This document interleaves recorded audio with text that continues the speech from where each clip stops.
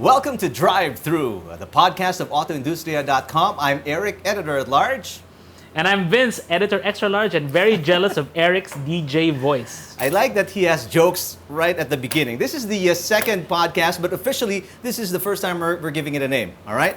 And we're talking about cars to be launched in 2021. Well, we've got a lot of new models coming in 2021. A lot of these were delayed from 2020. But, you know, the first rule of 2021 is we don't talk about 2020. I actually wanted to ask you, just to give a perspective of what we're going to get. I mean, what stuff did we get in 2021? I know there were far and few between, but just, to show them what to expect. Well, what we can expect for 2021 is a lot more of the same, really. A lot more of, pickups. We can expect SUVs, crossovers, a lot of us, very, very few passenger cars. So that's really a trend worldwide now, with these new car launches. It's really not cars anymore. It's crossovers and SUVs. All right. So without further ado, let's get right to it. And one of the more exciting brands, actually exciting because primarily of the fact that it's a long time coming. Let's talk about Isuzu. Oh, yeah, Isuzu. Well, they are coming in this year. They're opening up 2021 with the DMax. Now we're not really quite sure when they're launching. Actually, we are a bit sure, but we're about when they're actually launking. But that is, huh? We are really? Yeah, we are. Yeah. Okay. Hint, hint, wink, wink. Yeah, we have to be abide by the. Anyways, so with regards to that, I mean, what we're getting from Isuzu is the new DMax. And that is very exciting because they only have a handful of models that can be considered as, for personal consumption. Most of their models now are big trucks for, that's right, for businesses and the like. Since they lost the crosswind, it's really only the DMax and the MUX. And the DMax is coming in as an all-new model from It looks, I have to say, it looks good. If you haven't seen the news on the website, AutoIndustriya.com, come on, it looks fresh. It's, not, it doesn't look like the DMax of old, obviously. Yeah, definitely. And of course, the big thing with the DMax is that they're not going to be producing it in the Philippines anymore. Actually, they did produce a DMax here. They assembled it out of their Binyan plant. But, in terms of being competitive in the market, being responsive to the trends, in terms of features, they couldn't do that with the locally assembled model. So they switched over to importing units from Thailand for the DMax. So that's also why we're getting the DMax less than a year, more or less, compared to the Thailand launch. Because with the previous generation DMax, we had to wait, I think, 2 years before we actually got it. So it was quite a while before we got the pickup truck from Isuzu. So that's going to be a big advantage for them moving forward. All right, so Isuzu, new DMax, and they've got a new partner, which means we're getting 2 all-new pickups in 2021. The other one is from? From Mazda. Actually, we expect it to be coming later in the year. But if you remember, Isuzu used to be partnered up with Chevrolet when it comes to engineering pickup trucks and even their SUVs. So with regards to that, the DMax and the Mazda BT50 are actually going to be, brothers in the same way that the BT50 and the Ranger were before. So they kind of switched partners a bit. So now it's Isuzu with Mazda, and then they're going to share engines. They share the development cost, transmissions, features, architecture, everything. So it's going to be a lot of sharing between those two brands. But the BT50, it has that Kodo design going for it already. So for those who before the more rugged look of the BT50, not so anymore. If you haven't seen it, check out, obviously, it's on the news, it's on our website. From the DMax, you mentioned it already. Yeah. The MUX, MUX, how do you call it? Well, it depends on how you want to call it, really. We're not really sure how they even... It's like tomato. Yeah, kind of, one of those things. Because it's really MUX, or some people prefer to say MUX. Because MU is... feels shorter, MUX. Yeah, MUX. So the MU is mysterious utility, from... It's a throwback from the 90s. And the name is still mysterious up until now. It's very mysterious, yeah. So that's pretty much what we got from Isuzu, because those are their only models really for sale to, Right. for you and me. So unless you actually buy, the big rig trucks or the Traviz, those kinds of models, you're going to be interested more in, the DMax and the MUX. MUX. Very popular models, especially for people who like workhorses, and then the MUX for families. Big families. You Yeah. want to go together. This is going to be for you, so you might want to check it out. So from there, we go to this brand announced 4 models just in December at a big online motoring event. Yeah, one of our online get-togethers with Hyundai. They announced that they're coming out strong in Very strong. 2021. Yeah, very, very strong. So one of the ones we expect is the Tucson. It's a 4th gen model. It really looks quite radical. They released some photos of it a while back. It's like, wow, it looks like a concept car. It does not look like something you'd That's find true, in a showroom. actually. It's like, but And it's quite very, a departure from the previous generation. It's quite edgy is the way I would describe it. Which is pretty cool. I mean, we like edgy cars. We like edgy crossovers. So it's good that Hyundai is bringing that level of design to basically what is one of their most popular models in the Definitely. Philippines and worldwide. One of the most striking features is the wide. When I say wide, I mean really ultra wide grille. It's going to surprise you.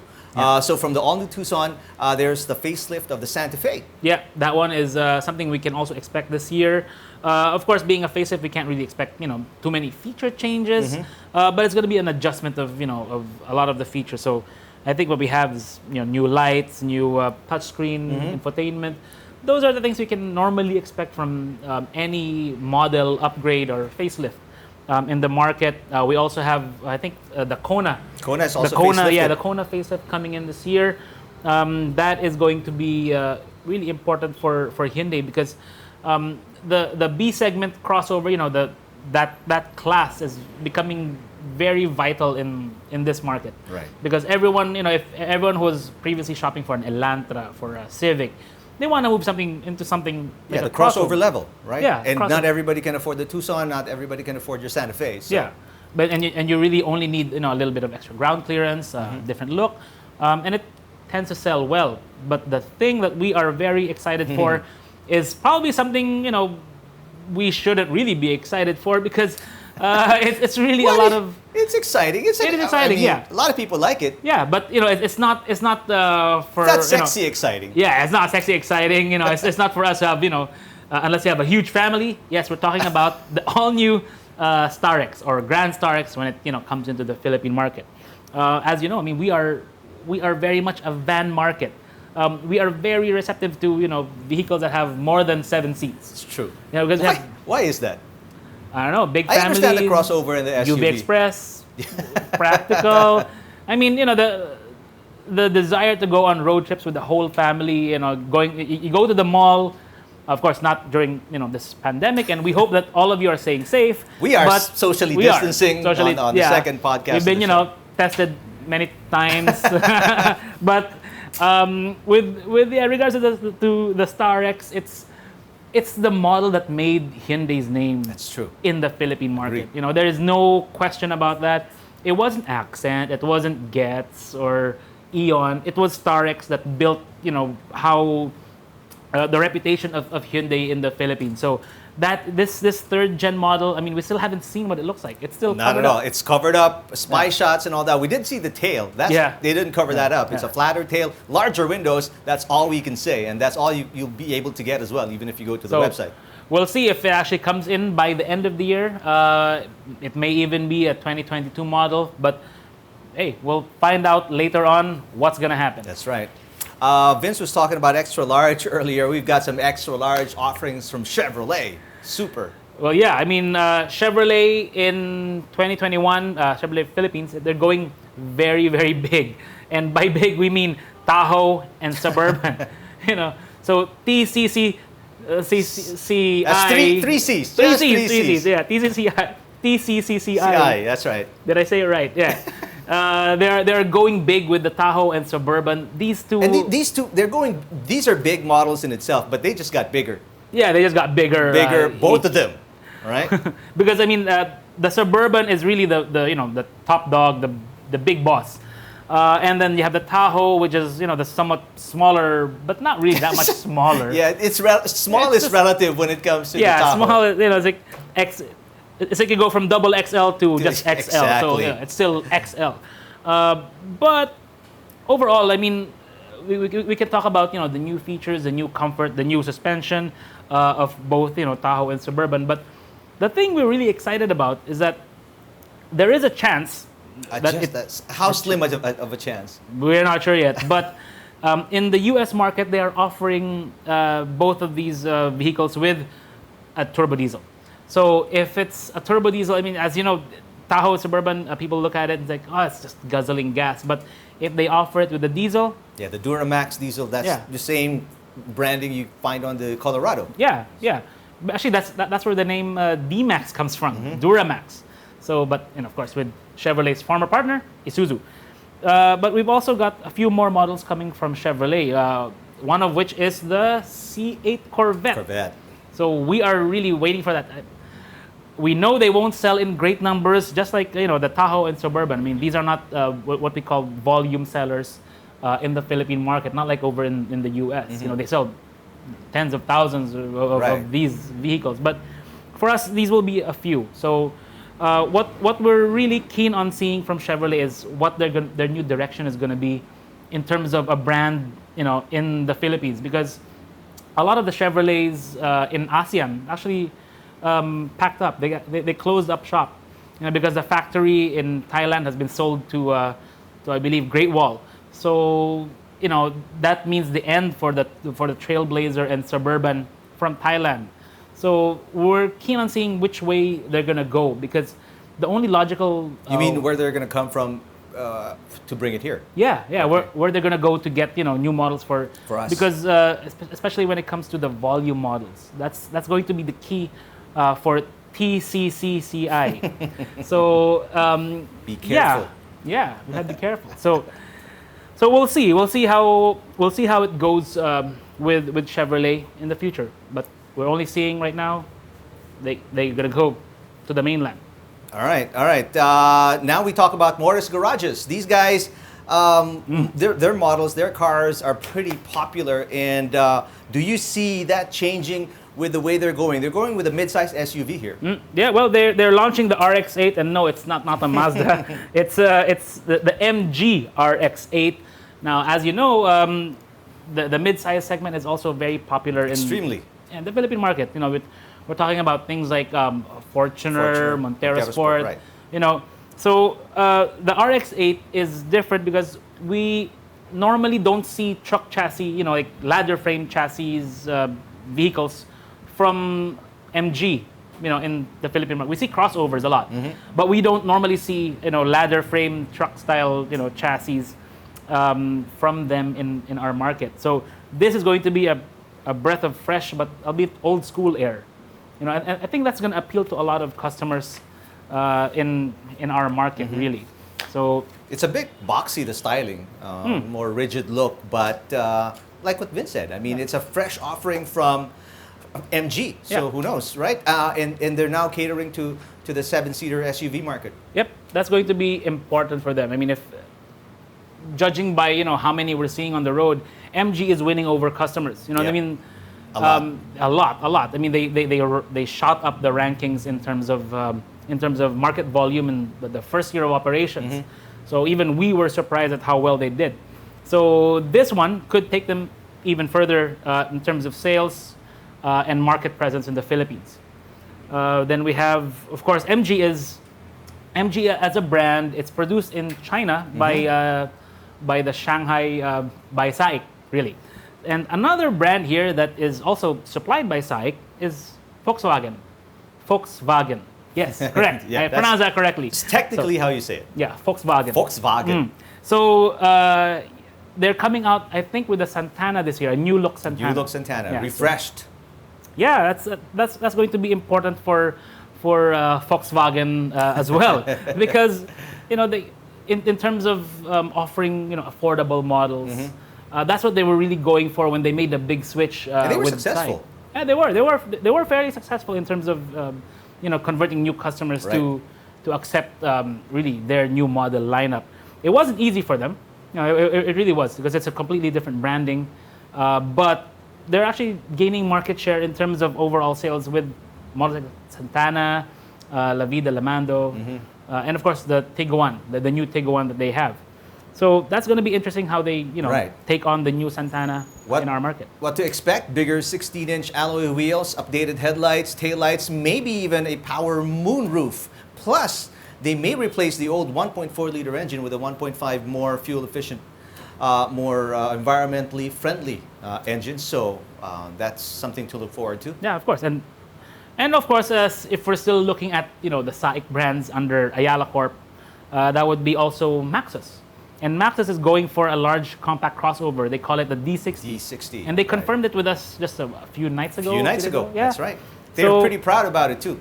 Yeah, so they're really confident about the branding of the D60, or at least the Maxis brand in the Philippines, because they launched a few significant models last year. I think it was the G50. That's right. G50, yeah, correct. That one drove pretty all right. That's the one that came in the purple color that I reviewed somewhere in the middle of the year. So this one, D60 is it's a crossover. Got turbo engines. Wait, is that right? Oh yeah, 1.3 liter with 163 horsepower. Wow. Well, That's could be one of the engines. All right. Yeah. So we'll see. There's also a 1.5 liter turbo as an option, but we know that they don't usually bring two engine options. No, usually it's just one. Usually it's one. Yeah. So, and then we have our friends over from GAC. I think they're launching the GS4, the new GS4. The new GS4, that's right. For our market. So it's a small crossover, really. So it's as the name implies, it's bigger than the GS3 we reviewed as well. So this is going to be interesting for GAC, because they want to offer their models, and they've been fairly good with their quality. I mean, I've been impressed with the GAC. Packed. That's what I like. Yeah, it's feature packed, and then it's really they're trying to go for something a lot more premium in the way they approach car marketing and their production. So overall, if you walk into a GAC dealership, Sekbang, the models are really impressive overall. I mean, considering the price, considering what they're asking for it. So that's going to be a big thing for them. And the GS4, the new one, looks very stylish, if you ask me. Really an upgrade in terms of, it's more sophisticated. It looks more sophisticated, more stylish. Yeah. So if you liked how it looked before, you're not going to be disappointed. That's for sure. From all news to a couple of facelifts from Ford this time. Yeah, that's true. We think coming in this year will be the facelifted Everest and the Ranger. Now, we can't really talk about mechanical changes or upgrades, because we're not really expecting big changes in terms of engineering or technology, but the new look will be appreciated because a lot of the pickups, a lot of fans, and there's also the fact that a lot of the competitors in the market are also fresh. So Ford needs to be able to keep pace with a lot of their competitors until the new generation models come around, which will be quite a while from what we gather. That's true. Really, there is one vehicle from Ford that we've been very excited about, but we haven't really gotten the confirmation on, and that is the all-new Explorer.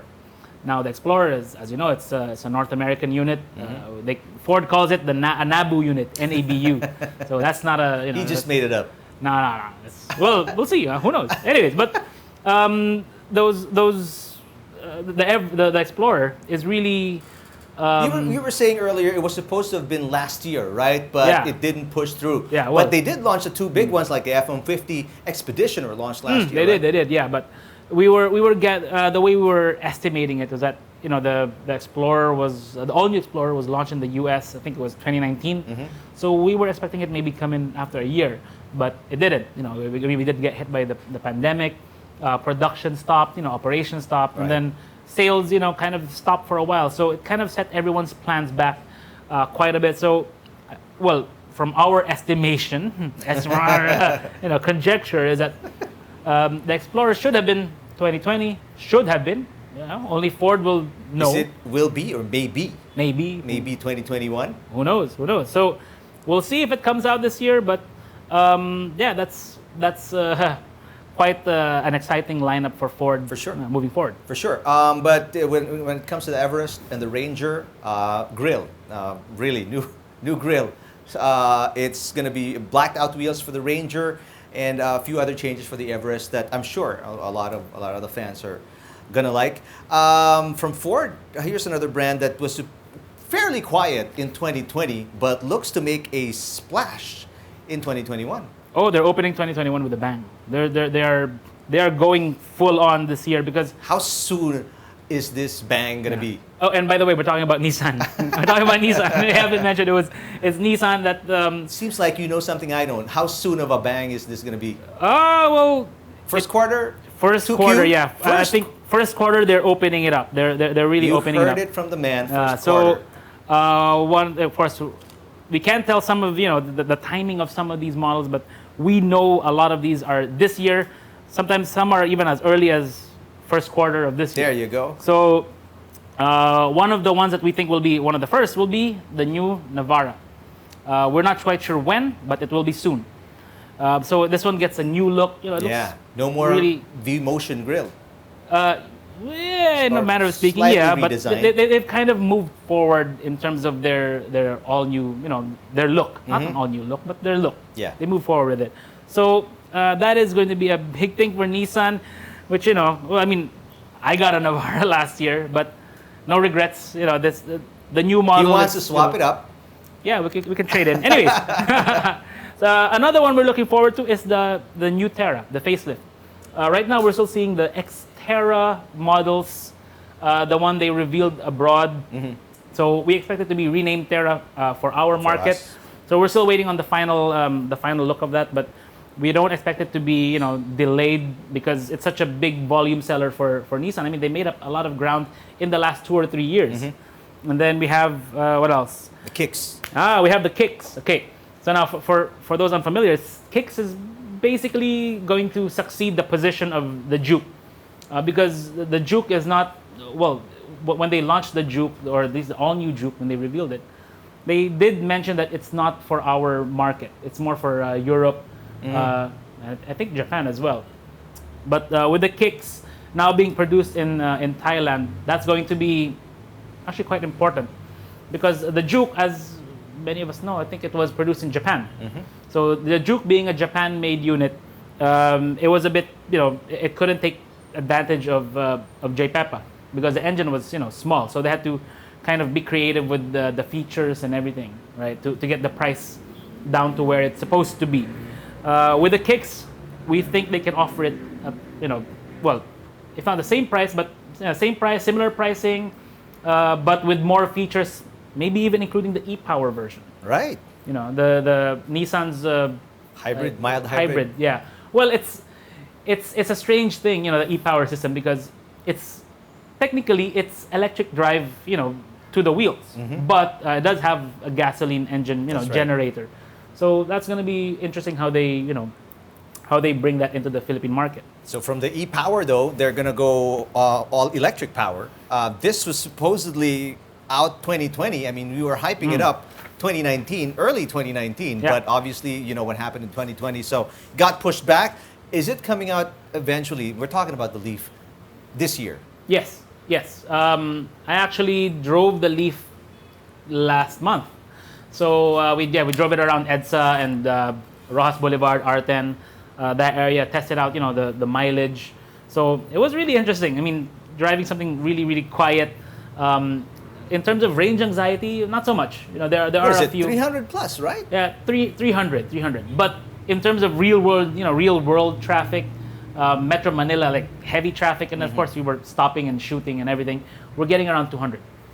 But that's us being really slow in the drive, with traffic and everything. So, but if you're driving it just normal traffic, you should be able to get 300. Yeah, no problem. if it's just the Metro, no problem. I don't think you're going to have a problem going to Baguio, for sure. We'll put that to the test. We'll see. Because Baguio is what? 250 one way? Was it Yeah, but if 250 one if way? you want to, unless you're being really slow and manage, And we'll see. Nissan was saying the plan is to put charging stations in dealerships. So I'm sure there are dealerships along the way. Right? We will find out. We will find out. No, So that will be interesting. But the big question is pricing. That's always been the issue with these ultra tech vehicles, right? Uh-huh. How much is it going to be? We were when we were talking, they said 1.5 is going to make it a good deal. Mm-hmm. Is it going to be in that neighborhood? no. That's Definitely, that's you're for saying sure. no? That one I can really confirm. It's not going to be in that. Wow. No, Okay. it's like- because looking at it now, looking at the the tech and everything, and the fact that it comes from it's built in Japan, it does not qualify for JPEPA. Mm-hmm. It does qualify for zero excise tax. Because it's electric. Yeah, but the fact that it does have to pay 30% duties. Ouch. So or 20%. I'm not sure which the An executive is from anymore. DOE was saying they were working, this was 2019, they were working on removing all of these duties. But like what you were saying earlier, I mean, it doesn't seem like changes have been made to bring it down or take it out. Yeah, but who knows? I mean, who knows what can change before then? But right now, we don't see any big or major changes in terms of the tax structure. So we'll see. But there's also one. There are actually two more models in the Nissan list that actually aren't here. It's not here. Yeah. So whoever made Heads are gonna roll. heads are gonna roll. No, I'm just kidding. But what? I made the list. Well, there you go. It's There my you go. bad. Now, anyways, one is the Nissan Patrol. Now, the Okay. Patrol, we expected to be launched last year, but everything got slowed down, Pushed so back. they had to push it back, right? So, of course, foreign production was. I mean, the Patrol is a foreign import, so foreign production lines were also affected. So that also factored in there. So we expect the Patrol in 2021. But another model that is perhaps more important is the Nissan Almera. Now, Wow, really? yeah, which is a new generation Almera. It's no longer expected to be produced in the Philippines because, as you know, we are still producing the Almera in the Santa Rosa Laguna factory. By I think it was UMP. Univation is producing it for Nissan. So that may change in the near future with the all-new Almera, but we're not quite sure when it's coming out. So we'll see how it goes with Nissan with the production of the Almera. So it's 6 models from. Can they fit that in Is the that next? 6? 1, 2, what is it? 11 months? Well, man. They'll be doing a lot of It's online car launches busy. with us in the coming months. So Looking forward to that. Well, another multiple launch brand is going to be Subaru. oh yeah, Subaru. Yeah, they actually announced this last week, 2 weeks ago, that they are going into 2020 guns blazing. 2021. Sorry, 2020. Oh man, I broke my own rule. Don't talk about 2020. But yes, they're going into 2021. Guns blazing. They're starting it off. I think they've got the XV coming in. So as you know, the XV is a big, seller it's for a popular model. Yeah, because whereas before, Subaru was popular when it comes to Imprezas, but the XV, which is basically a crossover-ish Impreza hatchback, has become kind of one of their most, best-selling models, along with the Forester, which is, which already came out a while back. We've also got the all-new Outback. Outback is Yeah. making a comeback. Tito joke, man. Diba? Tito joke. You gotta do the Tito jokes, Eric. But it's, finally, this was a relatively, good model when it was here. Yeah, it was. I mean, in terms of offering the performance you expect from a Subaru with the practicality of a longer wagon. That's right. That's why the Outback had a niche. It wasn't for everyone. It wasn't like a Forester which appealed Well, to a wagon isn't for everyone, that's for sure. So, a wagon isn't for everyone. And also we've got this you're excited yeah, about. this is the next one. This is the one we're excited about. It's called the Evoltis. Now, for those who are listening Do you from like the the US, name? Evoltis. I don't know. We'll see. I mean, it sounds nice to say it. Evoltis. Hey man, what's your car? It's an Evoltis. Nice. But for those of you in the United States, you know this to be the Subaru Ascent. That's right. And it's actually I think it's produced in the U.S., imported into our market. Now, it's been a while since Subaru had a 7-seater in the Philippines. Not since, also the US made Subaru Tribeca. So when Subaru first came in here at around, I think 2006, under Motor Image, they also had the Subaru Tribeca as a 7-seater for for their customers, but that didn't really last. So now they're bringing back. And it wasn't as popular. That body style wasn't as popular back yeah, then. it wasn't as popular. I mean, in terms of looks, it wasn't for everyone. That's true. And it wasn't for everyone. That's one thing. Yeah. So the Evoltis, I mean, we got a little preview of it right before the lockdown started, and it was like, wow, there's plenty of potential here. Like Forester but bigger. Yeah, right? Forester bigger, extra row seats. That's right. And the punchy engine. We haven't driven it yet. We have to wait for that when they do launch it. What is it? A turbo 2.4. Yeah. Is what it packs. Yeah. So it's like basically WRX levels of power in a 7-seater. Then we have the last but not the least. For Subaru. Definitely not the least. This is a Subaru BRZ. Those of you who like for those of you who like to say Z, and hey, it's fine.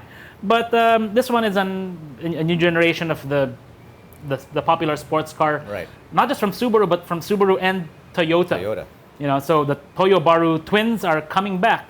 So the BRZ now has, I think, a 2.4 liter flat 4, but it's still naturally aspirated. Strange, because the Evoltis is a turbo 2.4. 2.4, that's right. But the BRZ, which is the you think they should have turbocharged this?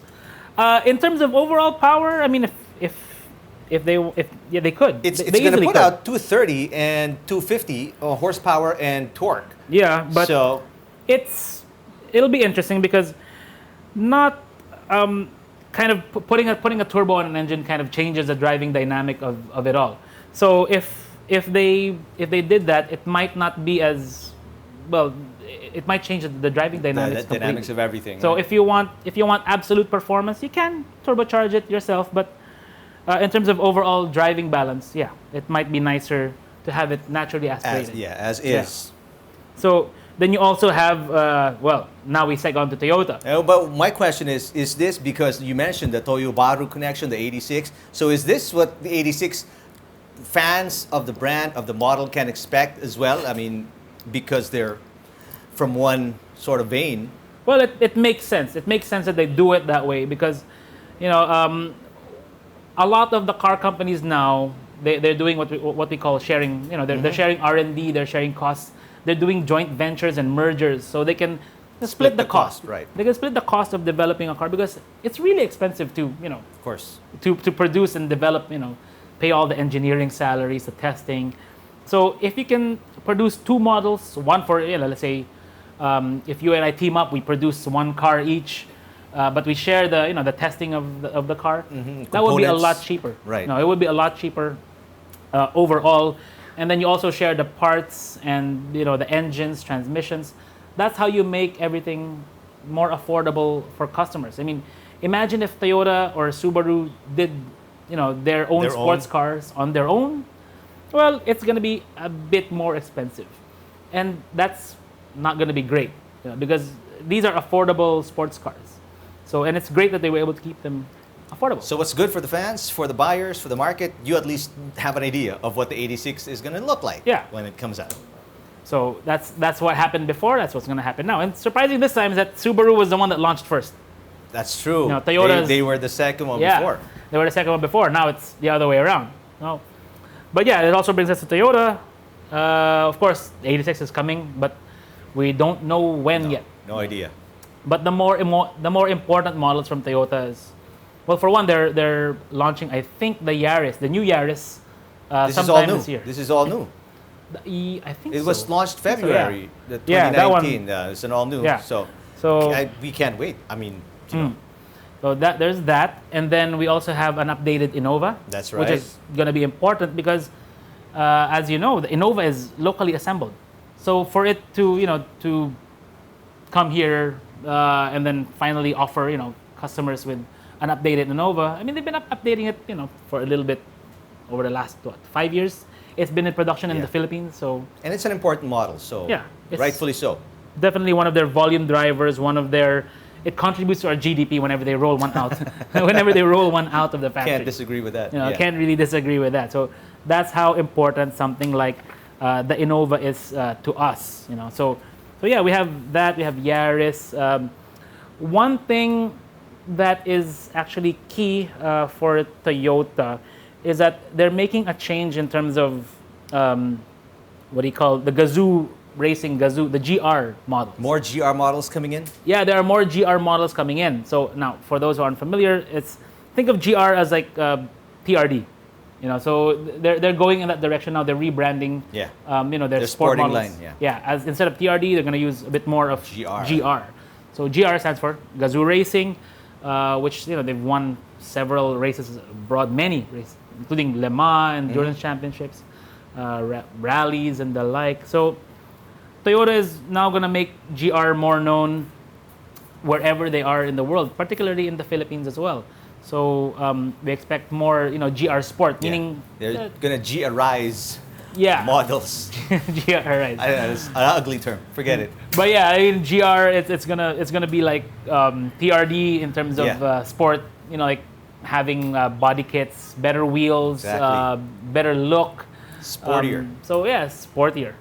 But would it be enhanced performance as well? Does that equate? Not necessarily. Depends on which one. So we're still waiting on the official word on which ones are coming in.